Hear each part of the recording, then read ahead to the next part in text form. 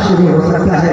اے لوگوں، کیا جواب دیں اللہ کے نبی کو، کیا جواب دیں صحابہ کرام کو؟ صرف زبان سے دعویٰ کر لینا یہ مسلمان نہیں ہو سکتا ہے۔ منافقین بھی زبان سے دعویٰ کیا کرتے تھے۔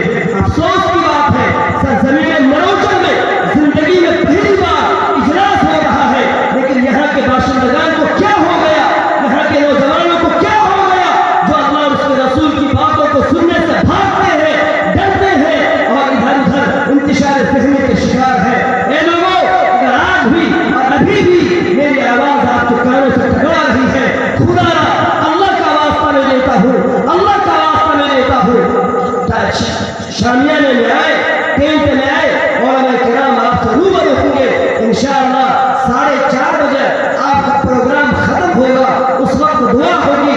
کیا معلوم آج کی دعاؤں کے نتیجے میں آپ کے ہزاروں سال کے گناہ اگلے اور پچھلے سب معاف کر دیے جائے۔ اللہ تبارک و تعالیٰ ہمیں یہاں پر جمع رہنے، مجھے کوئی گناہ نہیں، کوئی افسوس نہیں، میں تو ایک آدمی سامنے ہو ان سے بھی میں خطاب کر سکتا ہوں۔ حضرت علی رضی اللہ تعالیٰ عنہ سے اللہ کے نبی صلی اللہ علیہ وسلم نے ارشاد فرمایا، علی اگر ایک آدمی بھی تمہارے ہاتھ پر ایمان لے آتا ہے، ہدایت کر لیتا ہے، تو یاد رہے صلح اونٹنی سے زیادہ قیمتی ہے۔ مجھے فخر ہے ابھی بھی ہم کچھ لوگ بیٹھے ہیں، اگر ان میں سے کوئی ایک آدمی بھی یہاں پر بیٹھا رہے اور اللہ تعالیٰ کے نبی صلی اللہ علیہ وسلم کے علوم سے اپنے دلوں کو مچلہ کرتا رہے، اپنے جھولیوں کو بھرتا رہے، یہ ہمارے لیے کافی ہے۔ اب آئیے ہم آپ کو کچھ یہ شاعر سنے گے، بہن ہمر چھا کہلت ہے، بے خبر من کے نتورو بھاری چھو، آخر کی لاچاری چھو، ابھی گلو تورو ممتاز ہے،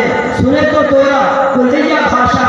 جناب ماسٹر شمشاد صاحب آپ کے درمیان تشریف فرما ہے، وہ کلیہ شاعر ہے۔ یہاں پر ایک شاعر ہوا